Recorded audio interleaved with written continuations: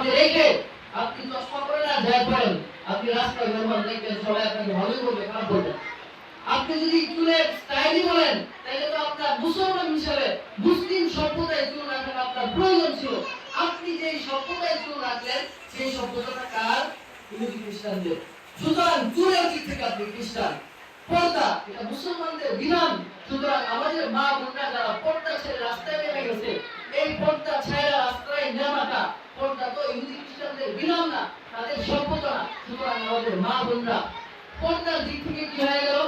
এই যুবক ভাইরা বলেন, পর্দার দিক থেকে কি হয়ে গেল আমাদের মা বোনরা? তাহলে পর্দার দিক থেকে কাদের সাদৃশ্য গ্রহণ করলো? খ্রিস্টানদের সাদৃশ্য গ্রহণ করলো। মোহতারাম হাজির, এখন কর্কশ ভাষায় আপনাদেরকে আরেকটা কথা বলতে হয়, কারণ এই যে আমি কথাগুলো বলতেছি সবার মনোযোগ এক না। সবার মনোযোগ এক বলেন, এক না কেন? আজকে যদি আমি ফেসবুকের কোন একটা মহিলার অশ্লীলতার কথা এখানে বলতাম যে অমুক জায়গায় বিএনপি, আওয়ামী লীগ, জাতীয় পার্টি, জামাত বা যে কোনো একটা দলের নাম নিয়ে যে তাদের লোকেরা অমুক মহিলার শ্লীলতা হানি করছে 5 জন 10 জনকে নিয়ে, এই সমস্ত আলোচনা হলে সবার নাম খারাপ থাকতো কিনা বলেন? কারোর দৃষ্টি এদিকে কিন্তু কিন্তু না। প্রিয় ভাই, আপনার খবরই নাই আপনি খ্রিস্টানদের সাদৃশ্য গ্রহণ করছেন। আপনার ঘরের মা বোন দায়ুস হয়ে আছে, আপনার পরিবার দায়ুস, আপনার পরিবারের মা, আপনার পরিবারের বোন বেপরদায় রাস্তায় বের হওয়ার কারণে আপনার পরিবারটা শরীয়তের দৃষ্টিকোণ থেকে দায়ুস বলে গেছেন আল্লাহ রাসূল। আল্লাহ রাসূলের জবান থেকে জীবনে কোনোদিন একটা মিথ্যা কথা বলেন নাই। ওই ব্যক্তি বলে গেছেন এই কারণে আপনার পরিবার দায়ুস, আর দায়ুসরা জান্নাতের গ্রামও পাবে না। আপনার টেনশনই নাই, আপনার পেরেশানি নাই, আপনি কথাগুলো শুনতেছেন না। গুরুত্ব কেন আসে না? অবস্থা কেমন জানেন? তো এখানে অন্য সহযোগিতা আসবে, আমি আমার আলোচনায় আসতেছি। আমাদের অবস্থাটা এমন ভাই, ইসলাম এই সামান্য কিছু জিনিসের মাঝে ইসলাম দেখা যায়। আপনি মুসলিম, ইসলামের যে শিআর গুলো আছে, কাবা এটা ইসলামের শিআর, আলেম উলামা এটা ইসলামের শিআর, এই পোশাক এটা ইসলামের শিআর, ইসলামের বৈশিষ্ট্য, ইসলামের বৈশিষ্ট্যগুলো আমাদের ভিতরে আনতে হবে। ইসলামের বৈশিষ্ট্যগুলোর মধ্যেই এই স্বাভাবিক আপনি পাঞ্জাবি পরতেছেন না, পাঞ্জাবি পরতেছেন, টুপি পরতেছেন, এগুলোর কারণে আপনি সব পাবেন। এগুলোর কারণে ইসলামের ঝান্ডা উঁচু এটা বোঝা যাবে, এগুলোর কারণে ইসলামের বড় শক্তিশালী এমনটা বোঝা যাবে, এবং পরকালীন প্রফিট এগুলোর মাঝে আজকে আমরা ছাড়তে ছাড়তে সবকিছু ছেড়ে দিচ্ছি। মোহতারাম হাজিরিন, আজকে আমাদের অবস্থা এমন, এই যে মাদ্রাসার কথা বললাম, মাদ্রাসার কথা একটু আগে আলোচনা হইলো, আপনাদের এগুলো গুরুত্বের সাথে নেওয়া দরকার। এখানে যে আমরা বসলাম, আজকে আমাদেরকে কি যাওয়ার সময় 5,000, 500, 1,000, 2,000 টাকা দিয়ে দিবে কেউ? বলেন, যুবক ভাইরা বলেন, দিবেন? তার মানে আমরা যে এখানে সময়টা নষ্ট করলাম, এটা কি বৃথা গেল? এটা দিল থেকে উপলব্ধি করতে হবে, এই যে সময়টা আজকে আমরা এখানে বসলাম, এই সময়টা কি বৃথা নাকি এটা কাজে গেছে? বলেন, আপনি যদি বাইরে কাজ করতেন, রোজ হিসাবে কাজ করলে 1,000 টাকা পাইতেন এই সময়টা বের করার দ্বারা, কিন্তু আপনি এখন পাচ্ছেন না। ইন্নামাল আমালু বিন্নিয়াত, বুখারী শরীফের প্রথম হাদিস। ভাই, কেন বুঝতেছেন না প্রয়োজনটাকে আমরা কেন নষ্ট করতেছি? আপনার নিয়তের কারণে আপনি এখান থেকে যে উঠে যাবেন, এই সময়টা দিলেন, এই সময়টার বারাকা কত।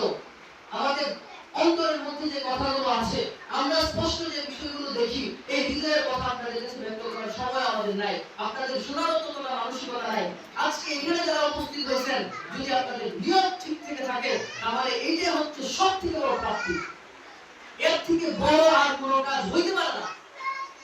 কারণ সর্বশেষ যে জান্নাতে যাবে, আল্লাহ রাসূল জীবনে কখনো মিথ্যা কথা বলতেন না, ওনার জবান থেকে বের হয়েছে, সর্বশেষ যে জান্নাতে যাবে তাকে এই দুনিয়ার 10 দুনিয়া দেওয়া হবে। এটা ঠিক কথা না? আল্লাহ তাআলার কাছে জায়গার অভাব নাই। এই কথাগুলো আপনি দুনিয়ার হাসিয়তে মিলান। পৃথিবী থেকে সূর্যটা 13 লক্ষ গুণ বড়। কত লক্ষ গুণ বড়? যে সূর্যটা যদি পৃথিবী থেকে 13 লক্ষ গুণ বড় হয়, তার মানে 13 লক্ষটা পৃথিবীকে সূর্যের পেটের মধ্যে ঢোকায় দিলে সূর্যের পেটটা ভরবে। এরকম লক্ষ কোটি সূর্য আছে। সূর্য নামক গ্রহটা হচ্ছে ছোট্ট একটা গ্রহ। নেপচুন, প্লুটো, বৃহস্পতি, আরো কত ধরনের গ্রহ আছে, হাজার হাজার গ্রহ। সূর্যের থেকে লক্ষ কোটি গুণ বড় হচ্ছে একটা তারকা। তারকা কি বলা যায়? আপনার আল্লাহ তাআলার কাছে জায়গা কি পরিমাণ আছে আপনি দেখেন। আগেকার সময় সাহাবায়ে কেরাম আল্লাহ রাসূলকে বলার সাথে সাথে এগুলো বিশ্বাস করছে। ঈমান এতটা শক্তিশালী ছিল। আজকে টেকনোলজির জামানা, যার কারণে এখন আমরা বিশ্বাস করা উপায় নাই। কিন্তু আমরা যদি আল্লাহ রাসূলের জামানায় থাকতাম, এগুলো বিশ্বাসই করতাম না। আমাদের দিল যতটা শক্ত, যেমনটা কোরআনে আল্লাহ তাআলা বলতেছেন, সুম্মা কাসাত কুলুবুকুম মিন বাদি যালিকা ফাহিয়াতুল হিজারাতু ওয়া আশাদ্দু কাসওয়া। আল্লাহ নিজে বলতেছেন আমাদের অন্তরগুলো পাথরের থেকে শক্ত। প্রিয় ভাই, আমাদের অন্তরগুলো ব্যাপারে আল্লাহ বলতেছেন পাথরের থেকে শক্ত। ইন্না মিনাল হিজারাতি লামা ইয়াতাফাজ্জারু মিনহুল আনহার। কিছু কিছু পাথর তো এমন আছে যেগুলো থেকে পানি বের হয় ফাটাইলে, কিন্তু আমাদের মানুষের অন্তর এর থেকে কঠিন। আপনারা নিজেরা বিচার বিবেচনা করে দেখবেন যে আসলেই কঠিন কিনা। আমরা কি আমাদের এত কিছু জানার পরেও, বাঁচবো না নিশ্চিত, মৃত্যু নিশ্চিত, সবকিছু জানার পরেও আমরা কি আমল করতেছি বলেন? কেন দিলগুলো ভাই এত শক্ত? কেন দিলগুলো এত শক্ত হয়ে যাচ্ছে? কিভাবে আমরা কোন কাজ করলে পরিবর্তন আসবে বলেন? আমাদের অন্তর, আমাদের অবস্থা এখন এমন, কথাটা ভাই সবাই বুঝবেন। অনেক সময় ঘটনা ঘটে না? অনেক সময় এরকম ঘটনা ঘটে কিনা যে কক্সবাজার গেছে ঘুরতে, স্বামী স্ত্রী মিলা, পরবর্তীতে দুর্বৃত্তরা মহিলাকে ধরে স্বামীকে বাইরে রেখা যা ইচ্ছা তা করছে। মহিলা এসে থানায় বলতে থাকে যে স্যার, বাবা ডাকছি, মা ডাকছি, হাতে ধরছি, পায়ে ধরছি, আল্লাহর দোহাই দিছি, রাসূলের দোহাই দিছি, তাও ছাড়ে না। এরকম ঘটনা ঘটে কিনা বলেন? আল্লাহ রাসূলের দোহাই দেওয়ার পরেও ওই বদমাইশের অন্তরের মধ্যে এতটুকু বজ্রপাত হয় নাই, এতটুকু কর্ণপাত হয় নাই, আমাকে ছাড়ে নাই, আমার সাথে অশ্লীলতা করছে, আমাকে এইভাবে আমার জীবন নষ্ট করছে। এরকম ঘটনা বলে কিনা? আজকে সেম কাহিনী আমরা যে বিভিন্ন জায়গায় দাওয়াতি কাজ করি, শত শত মানুষ খ্রিস্টান হচ্ছে, শত শত মুসলমান ভাইরা তারা তাদের ঈমানকে হারাচ্ছে অল্প লাভের আশায়। শত শত যুবক ভাইরা পাবজি, ফ্রি ফায়ার, এই মোবাইল, এই সেই নিয়ে ব্যস্ত। শত শত পরিবারের নারীরা বেপরদায় রাস্তায় নেমে নিজেদের ঈমানকে হারাইতেছে। হাতে ধরা, পায়ে ধরা, বারবার বোঝানোর পরেও কেউ কর্মপাতি করে না।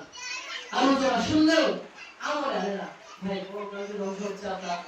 ওই মহিলার অবস্থা হুজুরদের, হুজুররা হাতে ধরা বলে, পায়ে ধরা বলে, যেভাবে ইচ্ছা সেভাবে বোঝানোর চেষ্টা করে, রাস্তায় যা বলে, দোকানপাটে যা বলে, কিন্তু মানুষ বোঝার চেষ্টা করে না।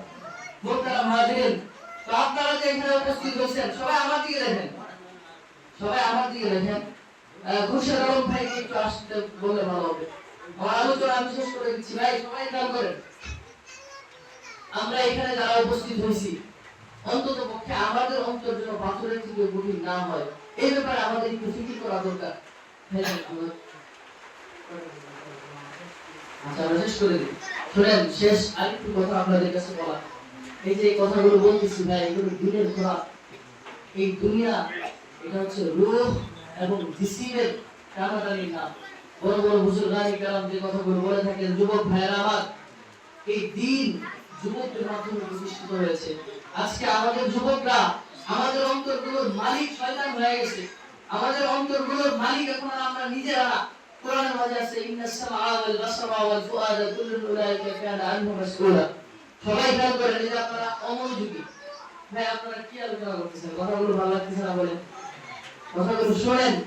আপনার শ্রবণ, আপনার দিনের ভাবনা, আপনার চোখের দেখা, সবকিছুর ব্যাপারে আল্লাহ তাআলা বলেছেন কুল্লুন উলাইকা কানা আনহু মাসউলা।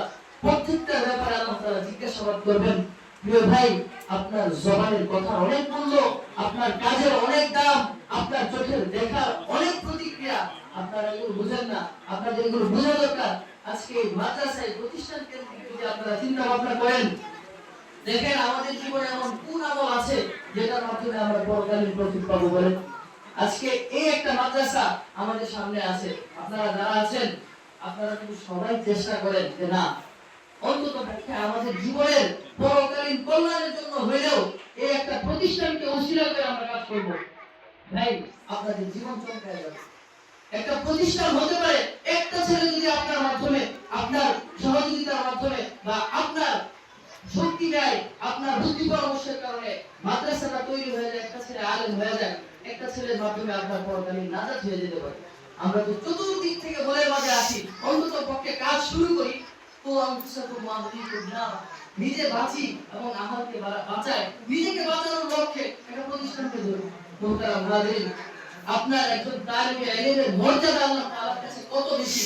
একটা ছোট্ট ঘটনা মনে পড়ে গেছে, এটা বলে আমি দোয়া করে ফেলবো। ছোট্ট ঘটনা আপনাদেরকে বলা